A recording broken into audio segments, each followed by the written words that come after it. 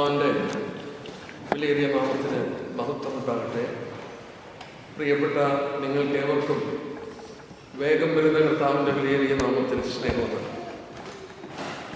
ഇന്ന് സന്ധ്യയിൽ ലോകത്തിൻ്റെ ഈ കോണിൽ കർത്താവിൻ്റെ വചനവുമായി നിൽപ്പാൻ ദൈവം ഒരു സാഹചര്യം ഒരുക്കിയതോർത്ത് ദൈവത്തെ സ്തുതിക്കുന്നു. പ്രിയ സഹോദരന്മാർ ആവശ്യപ്പെട്ടതുപോലെ കർത്താവിൻ്റെ വരവിനോടുള്ള ബന്ധത്തിൽ പ്രവചന വിഷയങ്ങളെ ആധാരമാക്കി ശുശ്രൂഷിക്കാൻ എന്നോട് ആവശ്യപ്പെടുകയുണ്ടായി.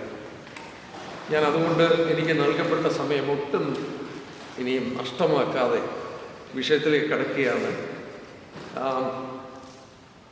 അനുവദിക്കപ്പെട്ട സമയത്തിനുള്ളിൽ ഞാൻ എൻ്റെ പ്രസംഗം നിർത്തിക്കൊള്ളാം. പ്രവചന വിഷയം വളരെ ദീർഘമേറി പഠിക്കേണ്ട ഒരു വിഷയമാണ്. ബൈബിളിൻ്റെ ഏതാണ്ട് 30% പ്രവചന രൂപേണയാണ് രേഖപ്പെടുത്തിയത്. അപ്പോൾ തന്നെ നമുക്കറിയാം അതിൻ്റെ ബാഹുല്യം. 18 ഗ്രന്ഥങ്ങൾ പ്രവചന ഗ്രന്ഥങ്ങളാണ്. 17 ഗ്രന്ഥങ്ങൾ പഴയ നിയമത്തിലും ഒരു ഗ്രന്ഥം പുതിയ നിയമത്തിലും പൂർണ്ണമായി പ്രവചന വിഷയങ്ങൾക്ക് വേണ്ടി മാറ്റിവെച്ചിരിക്കുകയാണ്. കൂടാതെ ബൈബിളിലെ മറ്റു വേദഭാഗങ്ങളിലും പ്രവചന വിഷയങ്ങൾ കാണപ്പെടുന്നു. ദൈവം എന്തിനാണ് ഈ പ്രവചന വിഷയങ്ങൾ ഈ വിധത്തിൽ നൽകപ്പെട്ടത്? ഒരു കാര്യം വളരെ വ്യക്തമായി നമുക്ക് മനസ്സിലാക്കാൻ സാധിക്കുന്നു. ഈ പ്രവചന വിഷയങ്ങൾ ഭാവിയെ സംബന്ധിച്ച് മാനവരാശിയുടെ ഭാവി, രാഷ്ട്രങ്ങളുടെ ഭാവി ഒക്കെ എന്താണെന്ന് വ്യക്തമായി ദൈവത്തിനൊരു കാര്യം പരിപാടിയുണ്ട്. ആ പദ്ധതികൾ തൻ്റെ ജനം അറിയണം എന്ന് ദൈവം ആഗ്രഹിക്കുന്നു. വെളിപാട് പുസ്തകം 1-ാം അധ്യായത്തിലെ 1-2 വാക്യം വായിക്കുമ്പോൾ ഭാവിയെ സംബന്ധിച്ച് യോഹന്നാൻ ദൈവം കൊടുക്കുന്നതിൻ്റെ കാരണം പറയുന്നുണ്ട്. തൻ്റെ ദാസന്മാരെ കാണിക്കേണ്ടതിന് അത് യോഹന്നാൻ കൊടുത്തു. ആരാണ് ദാസന്മാർ? ഞാനും നിങ്ങളുമാണ്. ഞാനും നിങ്ങളും അതറിയുവാൻ ദൈവം യോഹന്നാൻ വെളിപ്പെടുത്തുകയായിരുന്നു ഈ ഭാവിയെ സംബന്ധിച്ചുള്ള കാര്യങ്ങളൊക്കെ. നാം അതറിയണം എന്ന് ദൈവം ആഗ്രഹിച്ചു. ഭാവിയെ സംബന്ധിച്ച് ദൈവം വെളിപ്പെടുത്തുക മാത്രമല്ല, ആ വിഷയങ്ങൾ നിവർത്തിക്കുവാൻ ദൈവം ജാഗരിക്കുന്നതായി ജെരമ്യാ പ്രവചനം 1:12 വായിക്കുന്നു. I am watching over my word to perform. എൻ്റെ വചനം നിവർത്തിക്കാൻ ഞാൻ ജാഗരിക്കുന്നു. ലോകത്തിൽ നിന്ന് നടക്കുന്ന സംഭവങ്ങൾ വളരെ വ്യക്തമായി ഈ പ്രവചനങ്ങളെ ആധാരമാക്കി വിലയിരുത്തുമ്പോൾ ദൈവത്തിൻ്റെ കരം പ്രവർത്തിക്കുന്നത് കാണാൻ നമുക്ക് സാധിക്കും.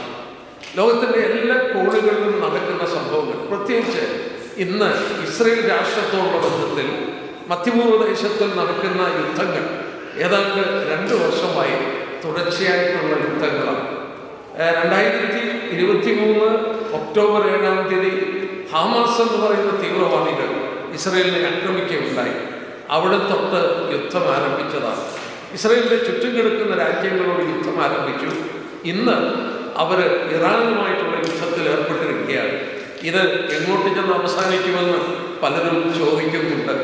പലരും എന്നെ ഫോൺ ചെയ്യാറുണ്ട്. ഇത് ലോകമഹായുദ്ധമാണോ? ഇത് എസെക്കിയേൽ 38 പറഞ്ഞിരിക്കുന്ന വിഷയമാണോ? ഈ പറഞ്ഞിരിക്കുന്ന ഗോഗുമാഗോഗ് യുദ്ധമാണോ? ഒരുപാട് ചോദ്യങ്ങൾ എന്നോട് ചോദിക്കാറുണ്ട്. വാസ്തവത്തിൽ മനുഷ്യന് ഭാവി അറിയുവാൻ വലിയ താല്പര്യമുണ്ട്. ആനുകാലിക സംഭവങ്ങൾ അറിയുവാൻ, ഇതെവിടെ ചെന്ന് അവസാനിക്കുമെന്നൊക്കെ അറിയാൻ മനുഷ്യന് ജിജ്ഞാസയുണ്ട്. അതുകൊണ്ടാണ് ദൈവം ഈ വിഷയങ്ങൾ നാം മനസ്സിലാക്കാൻ വേണ്ടി വെളിപ്പെടുത്തിയിരിക്കുന്നത്. ഞാനതിൽ ഒരു ഭാഗം എടുക്കാനായിട്ട് പോവുകയാണ്. നമ്മൾ ഓർക്കുക, ഈ പ്രവചന വിഷയങ്ങൾ ഞാനും നിങ്ങളും ഗ്രഹിക്കാൻ വേണ്ടി ദൈവം വെളിപ്പെടുത്തിയതാണ്. നമ്മൾ തിരുവചനത്തിൽ വളരെ വ്യക്തമായി വായിക്കുന്നു. ഞാൻ ഈ പല വാക്യങ്ങളും പറഞ്ഞു പോവുകയാണ്. എടുത്ത് വായിക്കാനായിട്ട് നേരമില്ല, സമയം എൻ്റെ മുന്നിലുണ്ട്. അത് അധികമില്ലാത്തത് കൊണ്ട് ഞാൻ ചിലതൊക്കെ പറഞ്ഞു പോവുകയാണ്. നമ്മൾ വളരെ വ്യക്തമായ ദൈവത്തിൽ വായിക്കുന്നുണ്ട്. നമ്മുടെ കർത്താവ് ആവശ്യപ്പെടുന്നുണ്ട്, ഉണർന്നിരുന്ന് പ്രാർത്ഥിക്കണം. ഉണർന്നും പ്രാർത്ഥിച്ചും കൊണ്ടിരിക്കും. എന്തായി ഉണർന്നിരിക്കുക എന്ന് പറഞ്ഞാൽ, ഇംഗ്ലീഷ് ബൈബിളിൽ വായിച്ചാൽ watch and pray. We need to watch what is happening around. ചുറ്റുപാട് സംഭവിക്കുന്നതിനെ വിലയിരുത്തി മനസ്സിലാക്കുവാൻ നാം ബാധ്യസ്ഥരാണ്. നാം അതനുസരിച്ച് പ്രാർത്ഥിക്കണം. നമ്മുടെ കണ്ണുകൾ ഈ വിഷയങ്ങൾ ഗ്രഹിക്കാൻ വേണ്ടി വളരെ ശ്രദ്ധയോടുകൂടെ നോക്കേണ്ടത് ആവശ്യമാണ്. നമ്മളിന്ന് നടക്കുന്ന യുദ്ധങ്ങളും ഈ മധ്യപൂർവദേശത്തിലെ പ്രശ്നങ്ങളൊക്കെ ബൈബിളിൻ്റെ വെളിച്ചത്തിൽ വിലയിരുത്തേണ്ടത് ആവശ്യമാണ്. നമ്മളത് വിലയിരുത്തുമ്പോൾ നാം എവിടെ വന്നു, എന്താണ് ദൈവിക പദ്ധതിയുടെ കാര്യപരിപാടികളെന്ന് ഗ്രഹിക്കാനായിട്ട് കഴിയും. ഞാൻ ഒരു വാക്യം എൻ്റെ മനസ്സിൽ വരുന്നു, പ്രേരണയുള്ളതുകൊണ്ട് ഞാനത് വായിക്കുകയാണ്. അനേക വിശ്വാസികൾ ചിന്തിക്കുന്നത് യേശുക്രിസ്തുവിൻ്റെ വരവ് കള്ളനെ പോലെ സംഭവിക്കും, നമ്മൾ അറിയില്ല എന്നാണ്. ഒരു വാക്യം നിങ്ങൾക്ക് വേദപുസ്തകത്തിൽ നിന്ന് കാണിച്ചു തരാം. അങ്ങനെ ഒരു വാക്യം നിങ്ങൾക്ക് കാണിച്ചു തരാം. നമ്മുടെ കർത്താവിൻ്റെ വരവ് കള്ളനെ പോലെ നമുക്ക് സംഭവിക്കുമെന്ന് ഒരു വാക്യം ബൈബിളിലില്ല. ഞാൻ ആ വാക്യത്തിലേക്കൊന്ന് പോകാം. പലരും ഒരു ഭാഗം വായിച്ചിട്ട് അവിടെ നിർത്തും, ബാക്കി വായിക്കില്ല. വായിക്കാത്തത് കൊണ്ടാണ് അത് തെറ്റിദ്ധരിച്ചിരിക്കുന്നത്. നമ്മുടെ കർത്താവിൻ്റെ വരവ് കള്ളനെ പോലെ സംഭവിക്കത്തില്ല എന്നാണ് വെളിപ്പെടുത്തിയിരിക്കുന്നത്. 1 തെസ്സലോനിയർ 5-ാം അധ്യായം യേശുക്രിസ്തുവിൻ്റെ രണ്ടാം വരവിനെ കുറിച്ച് പറയുകയാണ്. നമ്മൾ ഇവിടെ വായിക്കുന്നു കർത്താവിൻ്റെ നാൾ. അതായത് പ്രവചന വിഷയങ്ങൾ പഠിക്കുന്ന ഒരു വേദവിദ്യാർത്ഥിക്ക് കർത്താവിൻ്റെ നാളെന്ന് പറഞ്ഞാൽ എന്താണെന്ന് ഗ്രഹിക്കാൻ കഴിയും. എന്താണ് കർത്താവിൻ്റെ നാളെന്ന് പറഞ്ഞാൽ? Day of the Lord. പഴയ നിയമത്തിലും പുതിയ നിയമത്തിലും അനേക ആവർത്തി വായിക്കുന്ന ഒരു പദമാണ് ഡേ ഓഫ് ദ ലോർഡ്, അല്ലെങ്കിൽ കർത്താവിൻ്റെ നാൾ. കർത്താവിൻ്റെ നാളെന്ന് പറഞ്ഞാൽ സഭയുടെ ഉത്പ്രാവണവും തുടർന്ന് നടക്കുന്ന കാലഘട്ടത്തിനാണ് ഈ ഡേ ഓഫ് ദ ലോർഡ് എന്ന് പറയുന്നത്. കർത്താവിൻ്റെ നാളെന്ന് പറയുന്നത് പ്രവചന വിഷയത്തിൽ അതൊരു പഠന വിഷയമാണ്. പ്രിയപ്പെട്ടവരോട് ഞാൻ ഓർപ്പിക്കട്ടെ, ഇത് കർത്താവിൻ്റെ വരവിനെ കുറിച്ച് ഓർപ്പിക്കുന്നതാണ്. ഞാൻ ആ വാക്യം വായിക്കാം. സഹോദരന്മാരെ, കാലങ്ങളെയും സമയങ്ങളെയും കുറിച്ച് നിങ്ങളെ എഴുതി അറിയിക്കാൻ ആവശ്യമില്ല. കള്ളൻ രാത്രി വരും പോലെ കർത്താവിൻ്റെ നാൾ വരുന്നുവെന്ന് നിങ്ങൾ തന്നെ നന്നായി അറിയുന്നുവല്ലോ. അവിടെ പറയുന്നുണ്ടല്ലോ കർത്താവിൻ്റെ വരവ് കള്ളനെ പോലെയാണെന്ന്. എന്നാൽ അവിടെ കൊണ്ട് നിർത്താതെ 4-ാം വാക്യം ഒന്ന് വായിക്കാം. എന്നാൽ സഹോദരന്മാരെ, ആ നാൾ കള്ളൻ എന്ന പോലെ നിങ്ങളെ പിടിപ്പാൻ നിങ്ങൾ ഇരുട്ടുള്ളവരല്ല. നിങ്ങളെല്ലാവരും വെളിച്ചത്തിൻ്റെ മക്കളും പകലിൻ്റെ മക്കളുമാകുന്നു. ഞാൻ രാത്രിക്കും ഇരുളിനുമുള്ളവരല്ല. ആകയാൽ നാം ശേഷമുള്ളവരെ പോലെ ഉറങ്ങാതെ ഉണർന്നും സുബോധമായിരിക്കുക. ആ ഭാഗം ശ്രദ്ധിച്ചു. ലോക മനുഷ്യന്, ഇരുട്ടിലുള്ളവർക്ക്, രക്ഷിക്കപ്പെടാത്തവർക്ക് യേശുക്രിസ്തുവിന്റെ വരവ് കള്ളനെ പോലെ സംഭവിക്കും. എന്നാൽ സഹോദരന്മാരെ, നിങ്ങൾക്ക് ആ നാൾ കള്ളനെന്ന പോലെ പിടിപ്പാൻ നിങ്ങൾ ഇരുട്ടുള്ളവരല്ല. നാം ആരാണ്? നമ്മെ അന്ധകാരത്തിൽ നിന്ന് അത്ഭുത പ്രകാശത്തിലേക്ക് നടത്തിയവരാണ്. നാം വെളിച്ചത്തിൻ്റെ മക്കളാണ്. നമ്മൾ ഇരുട്ടിലുള്ളവരല്ല. ഇരുട്ടിലുള്ളവർക്ക് യേശുക്രിസ്തു എന്ന് വരുമെന്ന് അറിഞ്ഞുകൂടാ. എന്നാൽ ദൈവമക്കള് വെളിച്ചത്തിൻ്റെ മക്കളാണ്. ഈ വെളിച്ചത്തിൻ്റെ മക്കൾക്ക് നമ്മളിവിടെ വായിക്കുന്നുണ്ട്, അവന്റെ വരവ് കള്ളനെ പോലെ സംഭവിക്കില്ല. ലോകത്തിന്റെ ഏത് കോണിൽ ചെന്നാലും ആത്മികന്മാരായ ദൈവമക്കൾ ഒരേ ശബ്ദത്തിൽ പറയുന്നുണ്ട്, യേശുക്രിസ്തു വരാറായി. ലോകത്തിന്റെ സംഭവങ്ങളും ദൈവജനത്തിന്റെ വെളിച്ചത്തിൽ അവർ അവതരിക്കുമ്പോൾ അവർക്ക് വളരെ വ്യക്തമായി ഗ്രഹിക്കാൻ കഴിയുന്നുണ്ട്, അവരുടെ കർത്താവ് മടങ്ങി വരാറായി. ഞാൻ ഒന്നും കൂടെ പറയട്ടെ, ഉറപ്പിച്ചു പറയട്ടെ, കർത്താവ് വരിക എന്നുള്ളതല്ല, യേശുക്രിസ്തു ഏതാണ്ട് ഭാഗത്തിൽ ഏറ്റവും അടുത്ത് സംഭവങ്ങൾ അടുത്തിരിക്കുകയാണ്. നമ്മൾ ഓർക്കുക, നൂറ്റാണ്ടുകളായി, അതായത് ആയിരക്കണക്കിന് വർഷങ്ങളായി നിവർത്തിക്കപ്പെടാതെ യാതൊരു വിധത്തിലും നടക്കില്ല എന്ന് ചിന്തിച്ച പ്രവചനങ്ങൾ എന്തുകൊണ്ടാണ് ഈ തലമുറയിൽ നിവർത്തിക്കപ്പെടുന്നത്? ഈ പ്രവചനങ്ങളെല്ലാം ഈ തലമുറയിൽ നിവർത്തിക്കപ്പെടുന്നു.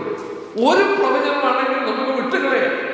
എന്നെ പ്രിയപ്പെട്ടവരോട് പറയട്ടെ, ലോകത്തിൽ 4 കോണുകളിലും ദൈവത്തിന്റെ വചനത്തോട് അനുബന്ധിച്ച് പറഞ്ഞിരിക്കുന്ന പ്രവചന നൂതുകൾ വാസ്തവത്തിൽ നിവർത്തിക്കപ്പെട്ടുകൊണ്ടിരിക്കുകയാണ്. കുറച്ച് ദിവസം നിങ്ങൾ തന്നിരുന്നെങ്കിൽ ഞാനത് ഓരോന്നായിട്ട് എടുത്തേക്കും. ഇന്ന് ഒരു മെസ്സേജ് എനിക്ക് നൽകിയ സമയം ഇനി കഷ്ടിച്ച് 1 മണിക്കൂർ എൻ്റെ മുന്നിലുണ്ട്. ആ സമയത്തിനുള്ളിൽ കുറച്ച് കാര്യങ്ങളെങ്കിലും നിങ്ങളുടെ മുന്നിൽ അവതരിപ്പിക്കാം എന്ന് ആഗ്രഹിക്കുകയാണ്. ഈ പ്രവചന വിഷയങ്ങൾ പഠിക്കുമ്പോൾ നമ്മൾ പ്രാരംഭമായി പ്രത്യേകം മനസ്സിലാക്കണം, പലരും ഇതൊരു കൺഫ്യൂസ്ഡ് ടോപ്പിക്കായി തീരുന്നതിൻ്റെ കാരണം തിരിച്ചു പഠിക്കാറുള്ളത്. നമ്മൾ ഓർക്കണം, മാനവരാശിയെ ദൈവം മൂന്നായി തിരിച്ചിട്ടുണ്ട്. മാനവരാശിയെ മൂന്നായി തിരിച്ചിട്ടുണ്ട്. ഈ മൂന്ന് കൂട്ടരെ സംബന്ധിച്ചും പ്രവചനങ്ങൾ ചൂണ്ടിക്കാണിക്കുന്നു. ദൈവത്തിന്റെ പ്രേരണയ്ക്കനുസരിച്ച് ഞാനൊക്കെ പ്രസംഗിക്കുകയാണ്. നമുക്ക് നോക്കാം മൂന്നായി തിരിച്ചിരിക്കുന്നത് എങ്ങനെയാണ്, എന്തിനാണ് അങ്ങനെ മൂന്നായി തിരിച്ചിരിക്കുന്നതെന്നൊക്കെ നോക്കാം. 1 കൊരിന്ത്യർ 10-ാം അധ്യായം എടുത്താട്ടെ. 1 Corinthians chapter 10. 1 കൊരിന്ത്യർ 10-ാം അധ്യായത്തിന്റെ 32-ാം വാക്യം നോക്കാട്ടെ. യഹൂദന്മാർക്കും യവനന്മാർക്കും ദൈവസഭയ്ക്കും ഇടർച്ചയില്ലാത്തവരായിരിക്കും. വാക്കുണ്ടോ? 3 കൂട്ടരാണ്. യഹൂദരല്ലാത്തവർക്ക് യവനന്മാരെന്നും ജാതികളെന്നും പേര് പറഞ്ഞപ്പോൾ യഹൂദനും യവനനും പിന്നീട് ദൈവസഭ എന്ന് പറയുന്നത് ഈ 2 കൂട്ടത്തിൽ നിന്നും രക്ഷിക്കപ്പെട്ടു വന്നവരുടെ കൂട്ടമാണ്. 1 കൊരിന്ത്യർ 12:13 വായിക്കുന്നുണ്ട്, യഹൂദനെന്നും യവനനെന്നും വ്യത്യാസമില്ല. ഇന്ന് രക്ഷിക്കപ്പെടണമെങ്കിൽ യഹൂദനും രക്ഷിക്കപ്പെടണം, യവനനും രക്ഷിക്കപ്പെടണം, അല്ലെങ്കിൽ ജാതികളും രക്ഷിക്കപ്പെടണം. അങ്ങനെ രക്ഷിക്കപ്പെട്ടവരെ കൊണ്ടുള്ള കൂട്ടമാണ് ദൈവസഭ. അബ്രഹാമിനെ വിളിച്ച് വേർതിരിച്ച് അവരെ ഒരു രാഷ്ട്രമാക്കി തീർത്ത ശേഷം പഴയ നിയമ ഏടുകളിൽ 2 കൂട്ടരെ ഉണ്ടായിരുന്നുള്ളൂ. ഒന്ന് യഹൂദന്മാർ, യഹൂദരല്ലാത്തവരുടെ എല്ലാവരുടെയും കൂടെ പേരാണിത് ജാതികൾ അല്ലെങ്കിൽ യവനന്മാർ. ഈ 2 കൂട്ടത്തിൽ നിന്നും രക്ഷിക്കപ്പെടുത്തി കൊണ്ടുവന്ന ഒരു കൂട്ടമുണ്ട്, അവരുടെ പേരാണ് ദൈവസഭ. ദൈവസഭയുടെ പണി പെന്തിക്കോസ്ത് ദിവസം ആരംഭിച്ചു. പെന്തിക്കോസ്തിൽ ആരംഭിച്ച ഈ സഭയുടെ പണി ഉൽപ്രാവണത്താൽ നമ്മുടെ കർത്താവ് മധ്യാകാശത്തിൽ വരുമ്പോൾ ഇതിന്റെ പണി പൂർത്തീകരിക്കും. ഇവിടെ നിന്ന് സഭ മാറ്റപ്പെട്ടു കഴിഞ്ഞാൽ വീണ്ടും ഈ ലോകത്തിൽ 2 കൂട്ടരെ ഉണ്ടായിരിക്കുള്ളൂ. പഴയ നിയമത്തിൽ 2 കൂട്ടരെ ഉണ്ടായിരുന്നുള്ളൂ, യഹൂദനും യവനനും, അല്ലെങ്കിൽ യഹൂദനും ജാതികളും. സഭയുടെ പണി പെന്തിക്കോസ്തിൽ ആരംഭിച്ചു. സഭയുടെ പണി പൂർത്തീകരിച്ചു കഴിയുമ്പോൾ, സഭയുടെ നിന്ന് മാറ്റപ്പെട്ട് കഴിയുമ്പോൾ വീണ്ടും ഈ 2 കൂട്ടരെ ഉണ്ടായിരിക്കത്തുള്ളൂ. ദൈവമായ 2 കൂട്ടരോടും ഇടപെടും. ഞാൻ പറഞ്ഞു വന്നത്, ഈ 3 കൂട്ടരോടുള്ള ബന്ധത്തിൽ പ്രവചന വിഷയങ്ങൾ കാണാൻ കഴിയും. ഈ 3 കൂട്ടരെ കുറിച്ചും ബൈബിളിൽ നോക്കുക. ജാതികളെ കുറിച്ച്, ലോകരാഷ്ട്രങ്ങളെ കുറിച്ച്, യഹൂദരല്ലാത്തവർ, ജാതികളുടെ ഭരണകൂടങ്ങളെ കുറിച്ച് ബൈബിളിൽ കൃത്യമായി രേഖപ്പെടുത്തിയിട്ടുണ്ട്. കാലം അതിൻ്റെ അന്ത്യത്തിൽ വന്നുവെന്ന് അവിടെയുള്ള പ്രവചനം ശ്രദ്ധിച്ചാൽ മതി. ഞാൻ വേണമെങ്കിൽ ഒരു ഭാഗം ഒന്ന് ചൂണ്ടിക്കാണിക്കാം. ദാനിയേലിന്റെ പുസ്തകം എടുത്താട്ടെ. ദാനിയേലിന്റെ പുസ്തകം ബൈബിൾ ഉള്ളവർ ശ്രദ്ധിക്കുക, മനസ്സിലാക്കാൻ വേണ്ടി ശ്രദ്ധിക്കുക. ഞാൻ കഴിയുന്നതും മനസ്സിലാക്കി തരുവാൻ തന്നോണം ആ ഭാഗങ്ങളെ ചൂണ്ടിക്കാണിക്കാം. ദാനിയേലിന്റെ പുസ്തകം 2-ാം അധ്യായം. എൻ്റെ പ്രിയപ്പെട്ടവരെ, ഞാൻ പ്രവചന വിഷയങ്ങൾ പഠിക്കാൻ ആരംഭിക്കുന്നത് ഈ ദാനിയേലിന്റെ പുസ്തകം മൂലമാണ്. ഞാൻ ചരിത്ര തൽപരനായിരുന്നു. പഴയ നിയമ ഏടുകളിൽ ഈ ദാനിയേലിന്റെ പുസ്തകത്തിൽ ലോക ചരിത്രമുണ്ട് എന്നുള്ളത് മനസ്സിലാക്കി. ഭാവിയിലുള്ള നടക്കേണ്ട ചരിത്രമുണ്ട്. അന്ന് തീരുമാനമെടുത്തു. എത്ര വർഷം മുമ്പ്? 50 വർഷം മുമ്പ് ഞാനൊരു തീരുമാനമെടുത്തു. എന്ത് വില കൊടുത്തും ഇത് മനസ്സിലാക്കണം. എനിക്ക് മനസ്സിലാക്കാൻ ബുദ്ധിമുട്ടായിരുന്നു. പക്ഷെ ഞാൻ താത്തുവെച്ചില്ല ബൈബിൾ. ഞാൻ അന്ന് തൊട്ട് അന്വേഷിക്കാൻ തുടങ്ങിയതാണ്. അതിൽ ദാനിയേലിന്റെ പുസ്തകമാണ് എന്നെ ഏറ്റവും പ്രേരിപ്പിച്ച വസ്തുത. ഈ ദാനിയേലിന്റെ പുസ്തകത്തിൽ പരിചയമുള്ളവരുണ്ട്, പരിചയമില്ലാത്തവരുണ്ട്. എൻ്റെ മുന്നിൽ പരിചയമില്ലാത്തവരെ മുന്നിൽ കണ്ടുകൊണ്ട് ഞാൻ പറയട്ടെ. 2 അധ്യായം ദാനിയേലിന്റെ പുസ്തകം, 2-ാം അധ്യായം, ദാനിയേലിന്റെ പുസ്തകം 7-ാം അധ്യായം. ഈ 2 ചാപ്റ്റേഴ്സ് ലോക ജാതികളുടെ ഭരണകൂടങ്ങളെ കുറിച്ച് പറയുകയാണ്. ദാനിയേലിന്റെ ചാപ്റ്റർ 2, ദാനിയേലിന്റെ ചാപ്റ്റർ 7. ഇത് രണ്ടും ഒരു ടോപ്പിക്കാണ് പറയുന്നത്. ഒന്ന് നെബൂഖദ്നേസർ രാജാവ് കണ്ട സ്വപ്നം, ഒന്ന് ദാനിയേൽ കണ്ട സ്വപ്നം. ഈ സ്വപ്നത്തിൽ ദൈവം ലോകത്തിൽ ഉത്ഭവിക്കുന്ന 4 സാമ്രാജ്യങ്ങളെ കുറിച്ച് വെളിപ്പെടുത്തി. ദാനിയേലിന്റെ കാലത്ത് ഉണ്ടായിരുന്ന സാമ്രാജ്യം, ആ സാമ്രാജ്യം ബാബിലോൺ. ദാനിയേലിനെ പിടിച്ചുകൊണ്ട് പ്രവാസത്തിലേക്ക് കൊണ്ടുപോയത് ബാബിലോൺ സാമ്രാജ്യമാണ്. ദൈവം വെളിപ്പെടുത്തി, ബാബിലോൺ സാമ്രാജ്യം കഴിഞ്ഞാൽ മേദ്യരുടെയും പേർഷ്യരുടെയും ഇന്നത്തെ ഇറാൻ എന്ന് പറയുന്നതാണ് പേർഷ്യ. മേദ്യൻ എന്ന് പറയുന്നത് ആരാണ്? ഇറാന്റെ തൊട്ട് കിടക്കുന്ന ഒരു സ്ഥലമുണ്ട്, കുർദുകൾ എന്ന് പറയും. കുർദുകളാണ് മേദ്യൻ. ഈ കുർദുകൾ ഈ ഇറാനും കൂടെ ചേർന്ന് ബാബിലോൺ സാമ്രാജ്യത്തെ തകിടം മറിച്ച് ഭരണം ഏറ്റെടുത്തു. രണ്ടാമത്തെ സാമ്രാജ്യം, അവരുടെ സാമ്രാജ്യത്തെ മൂന്നാമത്തെ സാമ്രാജ്യം തകർത്തു. ആ സാമ്രാജ്യമാണ് ഗ്രീക്ക് സാമ്രാജ്യം, അലക്സാണ്ടറിന്റെ സാമ്രാജ്യം. എന്തൊരു അത്ഭുതമായിട്ടാണ് വെളിപ്പെടുത്തിയിരിക്കുന്നത്. ഗ്രീക്ക് സാമ്രാജ്യത്തെ വേറൊരു സാമ്രാജ്യം പിടിച്ചെടുത്തു, റോമൻ സാമ്രാജ്യം. റോമൻ സാമ്രാജ്യത്തെ ആരും പിടിച്ചെടുത്തില്ല. ബാബിലോണെ മേദ്യനും പേർഷ്യനും പിടിച്ചെടുത്തു. മേദ്യനും പേർഷ്യനെ ഗ്രീക്ക് സാമ്രാജ്യം പിടിച്ചെടുത്തു. ഗ്രീക്ക് സാമ്രാജ്യത്തെ റോമൻ സാമ്രാജ്യം പിടിച്ചെടുത്തു. എന്നാൽ റോമൻ സാമ്രാജ്യത്തെ ആരും പിടിച്ചെടുത്തില്ല.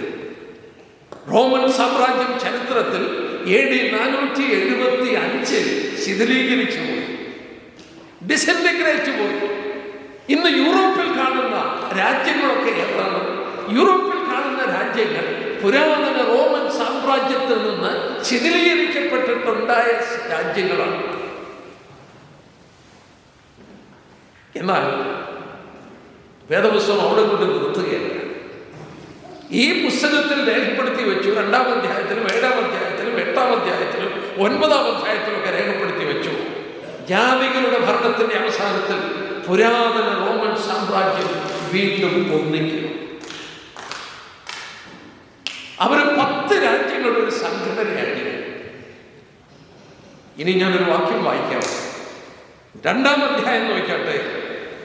ഈ രണ്ടാമത് റോമൻ സാമ്രാജ്യം, അതായത് ആദ്യത്തെ റോമൻ സാമ്രാജ്യം ശിഥിലീകരിച്ചു പോയി.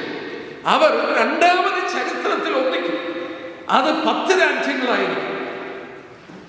ദൈവജനം രേഖപ്പെടുത്തുകയാണ് 2-ാം അധ്യായത്തിന്റെ 44-ാം വാക്യം. ഈ രാജാക്കന്മാരുടെ കാലത്ത് സ്വർഗസ്വനായ ദൈവം ഒരു നാളും നശിച്ചു പോകാത്ത ഒരു രാജ്യത്തെ സ്ഥാപിക്കും. ആ രാജ്യത്വം വേറെ ഒരു ജാതിക്ക് ഏൽപ്പിച്ചു കൊടുക്കുകയില്ല. അത് ഈ രാജ്യങ്ങളെയൊക്കെയും തകർത്ത് നശിപ്പിക്കുകയും എന്നേക്ക് നിലനിൽക്കുകയും ചെയ്യും. വണ്ടർഫുൾ. ഈ ഒരൊറ്റ വാക്യം പോലെ കാര്യം മനസ്സിലാക്കാൻ. ഇവർ ഭരിക്കുമ്പോൾ സ്വർഗത്തിലെ ദൈവം ഒരു നാളും നശിക്കാത്ത രാജ്യം സ്ഥാപിക്കും. ആരുടെ രാജ്യമാണത്? യേശുക്രിസ്തുവിന്റെ രാജ്യം. യേശുക്രിസ്തുവിന്റെ രാജ്യം എന്ന് വരുമെന്ന് ഇവിടെ വെളിപ്പെടുത്തി. പുരാതന റോമൻ സാമ്രാജ്യം ഒന്നുകൂടി യുണൈറ്റഡായി ഭരണം നടത്തുമ്പോൾ, എൻ്റെ പ്രിയപ്പെട്ട കേൾവിക്കാരോട് ഞാൻ പറയട്ടെ, എന്താണ് ഇന്ന് യൂറോപ്പിൽ നടക്കുന്നത്?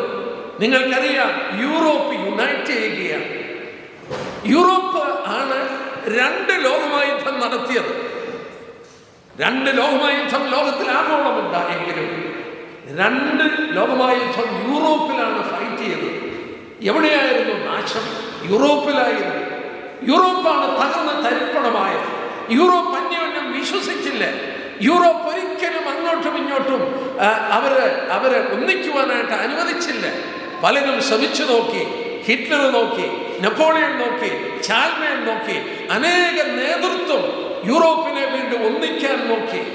Winston Churchill second world war കഴിഞ്ഞപ്പോൾ പറഞ്ഞു, we should build A kind of United States of Europe. ഇനിയും നമ്മുടെ കുഞ്ഞുങ്ങൾ കഷ്ടം അനുഭവിക്കരുത്. ഏതാണ്ട് 40 മില്യൺ 40 ദശലക്ഷം ആളുകൾ മരിച്ചു കിടക്കുകയാണ് യൂറോപ്പിൽ. യൂറോപ്പ് തകർന്നു. ലണ്ടനുമൊക്കെ തകർന്നു കിടക്കുകയാണ് ഈ സെക്കൻഡ് വേൾഡ് വാർ. അന്ന് വിൻസ്റ്റൺ ചർച്ചിൽ പറഞ്ഞതാണ്, നാം യൂറോപ്പിനെ ഒന്നിക്കണം. യൂറോപ്പ് ഒരു യുണൈറ്റഡ് സ്റ്റേറ്റ്സ് ഓഫ് യൂറോപ്പ് ആകണം. അദ്ദേഹം അത് പറഞ്ഞു. ഇതെങ്ങനെ ഒന്നിപ്പിക്കും? ഇവർ അന്യോന്യം ഒന്നിക്കില്ല. ഇവര് അന്യോന്യം വിശ്വസിക്കില്ല. ഇവരെ യുണൈറ്റ് ചെയ്യുവാൻ ഒരു മാർഗവുമില്ല. ജീൻ മോണറ്റ് എന്ന് പറയുന്ന ഒരു ആള്, അദ്ദേഹത്തെ അറിയപ്പെടുന്നത് ഫാദർ ഓഫ് യൂറോപ്യൻ യൂണിയൻ എന്നാണ്, ജീൻ മോണറ്റ്. അദ്ദേഹം പറഞ്ഞു, you cannot unite Europe by military power. പട്ടാളത്തിന്റെ ശക്തി കൊണ്ട് യൂറോപ്പിനെ ഒന്നിക്കാൻ കഴിയില്ല. You can unite Europe by monetary and by trading. അതായത് ബിസിനസ് കൊണ്ടും നാണയം കൊണ്ട് യൂറോപ്പിനെ ഒന്നിപ്പിക്കാം. പ്രിയപ്പെട്ട കേൾവിക്കാരോട് പറയട്ടെ, ഇന്ന് നമ്മുടെ മുന്നിൽ യൂറോപ്യൻ യൂണിയൻ എന്ന് പറയുന്ന യൂറോപ്യൻ കോമൺ മാർക്കറ്റ് എന്ന് പറയുന്ന കോമൺ മാർക്കറ്റ്, ഒന്നിച്ചുള്ള വ്യാപാരത്തിന് വേണ്ടി കരാർ ഒപ്പുവെച്ച യൂറോപ്യൻ യൂണിയൻ യൂറോ എന്ന് പറയുന്ന കറൻസി ഉപയോഗിക്കും. നിങ്ങളുടെ UK, ഇംഗ്ലണ്ട് യൂറോപ്യൻ യൂണിയനിൽ നിന്ന് പുറത്തു വന്നു. അത് പുറത്തു വരും. ഇത് അവസാനം 10 രാജ്യങ്ങളിൽ ചെന്ന് അവസാനിക്കും, 10 നേഷൻ. പക്ഷേ എനിക്ക് പറയാനുള്ളത്, ഒരിക്കലും യുണൈറ്റഡ് ആകാത്ത യൂറോപ്പ്, 2 ലോകയുദ്ധം നടത്തിയ യൂറോപ്പിനെ യുണൈറ്റ് ചെയ്യുവാൻ പലരും ശ്രമിച്ചിട്ട് നടക്കാതെ വന്ന യൂറോപ്പ് ഇന്ന് ഭൗമിക നേട്ടങ്ങൾക്ക് വേണ്ടി മാത്രമല്ല, നിങ്ങൾ ഒരു കാര്യം കൂടെ ഓർക്കുക, യൂറോപ്പ് യുണൈറ്റ് ചെയ്യുവാനായിട്ട് റഷ്യയുടെ ആക്കുകയാണ്. റഷ്യ ലോകത്തിനൊരു പേടിയാണ്. ജോർജിയ പിടിച്ചു, ഉക്രൈനിൽ കയറി ആക്രമണം നടത്തി. യൂറോപ്പിന്റെ അതിരാണ് റഷ്യ. റഷ്യ എന്ന് പറഞ്ഞാൽ ഭയങ്കര ശക്തിയാണ്, ആർമി. ഈ ഉക്രൈനിൽ അറ്റാക്ക് ചെയ്യാൻ പോയപ്പോൾ നമ്മുടെ വാർത്താ മാധ്യമങ്ങളിൽ, പേപ്പറിൽ ഒരു ഫോട്ടോ വന്നു, സാറ്റലൈറ്റ് ഫോട്ടോ. അതായത് റഷ്യയുടെ ആർമി മൂവ് ചെയ്തു. അവരുടെ വാഹനങ്ങളൊക്കെ എത്രയോ കിലോമീറ്റർ നീളം, വാഹന ആർമിയുടെ എത്രയോ കിലോമീറ്റർ. അവരുടെ ആർമിയുടെ ഒരു ചെറിയ ഭാഗമേ ഇൻവോൾവ് ചെയ്തിട്ടുള്ളൂ. They have 6,000, more than 6,000 nuclear weapon. ഇന്ത്യക്കും ഇസ്രയേലിനും അതുപോലെ യൂറോപ്യൻ രാജ്യങ്ങൾക്കൊക്കെ 100 എണ്ണമോ അല്ലെങ്കിൽ അതിന് അടുത്തൊക്കെ ഉള്ളൂ ന്യൂക്ലിയർ വെപ്പൺ. എന്നാൽ റഷ്യക്ക് 6000-ലധികം ന്യൂക്ലിയർ വെപ്പണുണ്ട്. They are a mighty army. യൂറോപ്പിന് ഇവരെ പേടിയാണ്. അതിനാണ് യൂറോപ്പ് ഒന്നിക്കുന്നതിൻ്റെ ഒരു പ്രധാന കാരണം. റഷ്യ കയറി ഉക്രൈനെ അറ്റാക്ക് ചെയ്യുന്നു. നേരത്തെ ജോർജിയ, ഇങ്ങനെയുള്ള സ്ഥലങ്ങൾ ഇത് പിടിച്ചെടുക്കുമ്പോൾ ഞങ്ങളെയും അറ്റാക്ക് ചെയ്യുമോ എന്നുള്ള ഭയം യൂറോപ്പിനെ കൂടുതൽ യുണൈറ്റ് ചെയ്തുകൊണ്ടിരിക്കുകയാണ്. That's another factor. വ്യാപാരത്താൽ ഞങ്ങൾ ഒന്നിച്ച് ഞങ്ങൾ വലിയ ആളുകളായി മാറണം. ലോകത്തെ വെല്ലുവിളിക്കണം, അമേരിക്കയെ വെല്ലുവിളിക്കണം. നിങ്ങൾ ശ്രദ്ധിച്ചാൽ അറിയാം, അമേരിക്കയും യൂറോപ്പുമായിട്ട് എപ്പോഴും റിഫ്റ്റ് ഉണ്ടാകുന്നത്. That's all leading for uniting Europe together again. ഞാൻ പറഞ്ഞു വന്നത്, ഇന്ന് നമ്മുടെ മുന്നിൽ യൂറോ എന്ന് പറയുന്ന ഒരു കറൻസി, യൂറോപ്യൻ സിറ്റിസൺസ് എന്ന് പറയുന്ന യൂറോപ്പിൽ ഒന്നായി തീർന്നു. നിങ്ങൾക്കറിയാം, ഇവിടെ നിങ്ങൾ അനുഭവിച്ചു കാണും, യൂറോപ്പിൽ മറ്റുള്ളവരൊക്കെ നിങ്ങൾ യൂറോപ്യൻ യൂണിയനിലായിരുന്നപ്പോൾ ഇവിടെ വന്ന് ഇവിടെ ജോലി ചെയ്യാനും ഒക്കെ ഒരേ രാജ്യം പോലെ അവർക്ക് യാത്ര ചെയ്യാമായിരുന്നു. നിങ്ങൾ പുറത്തു പോന്ന പിന്നാണ്, യൂറോപ്യൻ യൂണിയനിൽ നിന്ന് പുറത്തു പോന്ന പിന്നാണ് അതിന് മാറ്റം വന്നത്. ഞാൻ പറഞ്ഞു വന്നത്, ബൈബിളിൽ തീർത്ത് പറയുന്നു, ഇവർ ഒന്നിച്ചു കൂടി ഭരിക്കും. അമേരിക്ക ലോകത്തിന്റെ നേതൃത്വത്തിൽ നിന്ന് പോകും. ബൈബിളിന്റെ പ്രവചനത്തെ ആധാരമാക്കി ഞാൻ പറയുകയാണ്. സമയമുണ്ടെങ്കിൽ ഞാൻ ആ വാക്ക് എടുക്കാം. ഇന്ന് അമേരിക്ക ലീഡർഷിപ്പിൽ നിൽക്കുന്നു. പക്ഷേ അമേരിക്ക ലീഡർഷിപ്പിൽ കാണില്ല കാലത്തിൻ്റെ അന്ത്യം വരുമ്പോൾ. ഞാനിപ്പോഴും നിങ്ങൾ വായിച്ചു കാണും, ഇന്നലെ അവരുടെ സ്റ്റെൽത്ത് വിമാനങ്ങൾ ഇറാനിലെ ന്യൂക്ലിയർ റിയാക്ടേഴ്സ് തവിടുപൊടിയാക്കി. It's not a small thing. ലോകത്തിൽ അവർക്ക് മാത്രമേ ആ ബോംബിടാനായിട്ടുള്ള ബോംബുമുള്ളൂ, അത് കൊണ്ടുവരാനുള്ള പ്ലെയിനുമുള്ളൂ. അവരെ പോയി ട്രംപ് പറഞ്ഞു മൂന്നും തീർത്തു. ഇറാനിലുള്ള ന്യൂക്ലിയർ റിയാക്ടേഴ്സ് ഭൂമികടിയിലെ 200-400 അടി താഴ്ചകളോടെ ഒക്കെ തീർത്തു.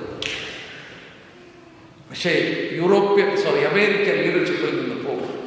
ഞാൻ ചൂണ്ടിക്കാണിക്കാം, ബൈബിളിൻ്റെ വെളിച്ചത്തിൽ ഞാൻ ചൂണ്ടിക്കാണിക്കാം. എന്നാൽ ഇതൊന്ന് പറഞ്ഞു നിർത്തട്ടെ. ജാതികളുടെ ഭരണത്തിൻ്റെ അവസാനത്തിൽ ഈ യൂറോപ്യൻ യൂണിയൻ എന്ന് പറയുന്ന പുരാതന റോമൻ സാമ്രാജ്യമാണെന്ന് മറക്കല്ല. ഇവർ ഭരിക്കും ഒരു കാലം. ഇത് വാച്ച് ചെയ്യാൻ കർത്താവ് പറഞ്ഞു, വാച്ച് ആൻഡ് പ്രേ. ഇത് ഓരോ ദിവസം കഴിയുമ്പോഴും ഇത് കൂടിക്കൂടി വരുവാണ്, ഇവരെ അടുത്തു വരികയാണ്. മാത്രമല്ല, ഇന്നത്തെ പൊളിറ്റിക്കൽ സിറ്റുവേഷൻ യൂറോപ്പിനെ വീണ്ടും യുണൈറ്റ് ചെയ്യുകയാണ്. നമ്മൾ രാഷ്ട്രീയമായി യൂറോപ്പ് ഒന്നിക്കുന്നു എന്ന് ചിന്തിക്കുമ്പോൾ ദൈവമക്കൾ ഓർക്കണം, ഇത് പുരാതന റോമൻ സാമ്രാജ്യം ഒന്നിക്കുക. ബൈബിളിൽ രേഖപ്പെടുത്തി വെച്ചു, ഈ രാജാക്കന്മാർ ഭരിക്കുന്നു. ഇവർ ഭരിക്കണമെങ്കിൽ സഭ ഇവിടെ നിന്ന് മാറ്റപ്പെടും. അതെങ്ങനെ മനസ്സിലാക്കുന്നത്? റെവലേഷൻ ചാപ്റ്റർ 17, വെളിപ്പാട് പുസ്തകം 15-ാം അധ്യായത്തിൽ,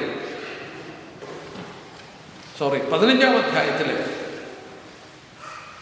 റെവലേഷൻ ചാപ്റ്റർ 17 അതിൻ്റെ 12 തൊട്ടുള്ള വാക്യം നോക്കാട്ടെ. റെവലേഷൻ 17:12 നീ കണ്ട 10 കൊമ്പ് 10 രാജാക്കന്മാർ, അവർ ഇതുവരെ രാജ്യത്വം പ്രാപിച്ചിട്ടില്ല. നമ്മളിപ്പം ചിന്തിച്ച വിഷയമാണ്.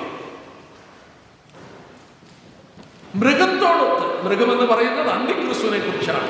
മൃഗത്തോടൊത്ത് ഒരു നാഴിക നേരത്തേക്ക് രാജാക്കന്മാരെ പോലെ അധികാരം പ്രാപിക്കും. അവരവരെ അഭിപ്രായമുള്ളവർ തങ്ങളുടെ ശക്തിയും അധികാരവും മൃഗത്തിന് ഏൽപ്പിച്ചു കൊടുക്കും. സഹോദരന്മാരെ, ഇവിടെ രേഖപ്പെടുത്തിയിരിക്കുന്ന കണ്ടോ, ഇവരെപ്പോഴാണ് ഭരിക്കാൻ പോകുന്നത്? ഞാൻ ഇന്നും ഓർക്കുന്നു, യൂറോപ്പിന്റെ കറൻസി, യൂറോ എന്ന് പറയുന്ന കറൻസി 13 രാജ്യങ്ങൾ അംഗീകരിച്ചിറക്കി. നിങ്ങൾ ഓർക്കണം, ലോകത്തിൻ്റെ വൻ ശക്തികളായിരുന്നു ജർമ്മനി, ഇറ്റലിയൊക്കെ. എവിടെയാണ് ഇറ്റലിയുടെ കറൻസി ഇപ്പം? എവിടെയാണ് ജർമ്മൻ കറൻസി? എവിടെയാണ് French currency? They have withdrawn their currencies and they are trading in euro now. That practice known as euro land. ഒരു കറൻസിയുടെ കീഴിൽ അവർ വന്നു. എന്നാൽ ഇവിടെ അന്ന് ഈ കറൻസി ഇറക്കിയപ്പോൾ അന്ന് യൂറോപ്പിൽ കേട്ട ശബ്ദം എനിക്ക് ഇന്നും ഓർമ്മയുണ്ട്.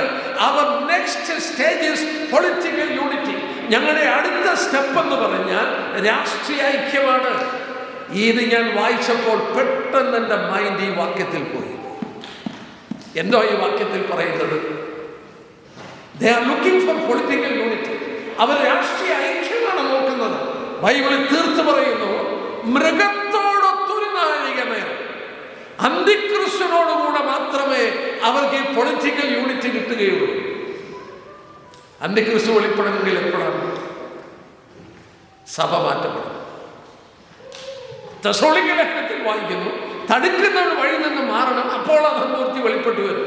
അതായത് അന്തിക്രിസ്തു വെളിപ്പെടണമെങ്കിൽ സഭ മാറ്റപ്പെടണം. പരിശുദ്ധാത്മാവിടെ നിന്ന് പോകണം. പരിശുദ്ധാത്മാവിടെ നിന്ന് മാറി ഈ അന്തിക്രിസ്തു വെളിപ്പെട്ടെങ്കിൽ മാത്രമേ യൂറോപ്പിലുള്ള ഈ രാജ്യങ്ങൾ ഒന്നിച്ച് ഒരു നാഴിക നേരം രാജാക്കന്മാരെ പോലെ ഭരിക്കുകയുള്ളൂ. ഇവർ ഭരിക്കുമ്പോഴാണ് യേശുക്രിസ്തുവിന്റെ രാജ്യം ഭൂമിയിൽ സ്ഥാപിക്കുന്നത്. നമ്മൾ വിലയിരുത്തി നോക്കി, ജാതീയ രാജ്യങ്ങളുടെ അവസാനത്തിലേക്ക് വന്നു.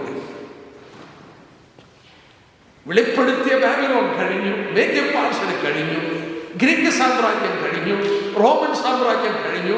റോമൻ സാമ്രാജ്യത്തിന്റെ സെക്കൻഡ് ഫേസ് ഉയർത്തെഴുന്നേറ്റുകൊണ്ടിരിക്കുകയാണ്. അവർ രാജാക്കന്മാരെ പോലെ ഭരിക്കുന്നത് അന്തിക്രിസ്തു വെളിപ്പെട്ട് കഴിയുക. അന്തിക്രിസ്തു വെളിപ്പെടണമെങ്കിൽ സഭയും പ്രമാണത്താൽ മാറ്റപ്പെടും. ഒരു കാര്യം തീർത്ത് ചിന്തിച്ചു, നമ്മളിവിടെ നിന്ന് പോകാൻ ഞാൻ പറയുന്നത് ടൈം കഴിഞ്ഞു കിടക്കുക. നമ്മൾ ടൈം കഴിഞ്ഞു കിടക്കുക. നമുക്കൊരു എക്സ്റ്റൻഡ് ടൈം തന്നിരിക്കുക. സഭയിൽ നിന്ന് പോകാൻ സമയമേ കഴിഞ്ഞിരിക്കുക. പ്രവചന വിഷയങ്ങൾ പഠിക്കുമ്പോൾ നമുക്കത് ഗ്രഹിക്കാൻ കഴിയും. ജാതികളുടെ കാര്യം അവിടെ നിൽക്കട്ടെ. നമ്മൾ കണ്ടു 3 കൂട്ടം ആളുകളാണ്: യഹൂദൻ, യവനൻ, ദൈവസഭ. സഭയുടെ പ്രവചനങ്ങളിലേക്ക് ഞാൻ പോകുന്നില്ല. വളരെ പ്രാധാന്യം അർഹിക്കുന്നു യഹൂദന്മാരുടെ പ്രവചനങ്ങൾ. ഇന്ന് ലോകം മുഴുവൻ മാധ്യമങ്ങളിൽ നിറഞ്ഞു നിൽക്കുന്നത് ജൂസിന്റെ, യഹൂദന്റെ വാർത്ത. ഒരു ലോകത്തിൽ ഒരു സ്ഥലത്തല്ല, ഏത് കോണിൽ, ഏത് രാജ്യത്ത് എന്നാലും മീഡിയയിൽ മുന്നിൽ നിൽക്കുന്ന വാർത്ത യഹൂദനെ കുറിച്ചുള്ള വാർത്തയാണ്. ഇന്ത്യയിൽ ജീവിക്കുന്ന ഞാൻ അത്ഭുതപ്പെട്ടു പോയി. നിങ്ങൾക്ക് ചിലരെങ്കിലും നോട്ട് ചെയ്ത് കാണും, ABC ന്യൂസ് എന്ന് പറഞ്ഞ ഒരു ചാനലുണ്ട്. ABC ന്യൂസ് BJP-ക്കാരില്ല, ഹിന്ദുക്കളാണ്. അവര് പറയുന്നത് ഞാൻ നേരിട്ട് കേട്ടു. വേദപുസ്തകം സത്യമാണ്.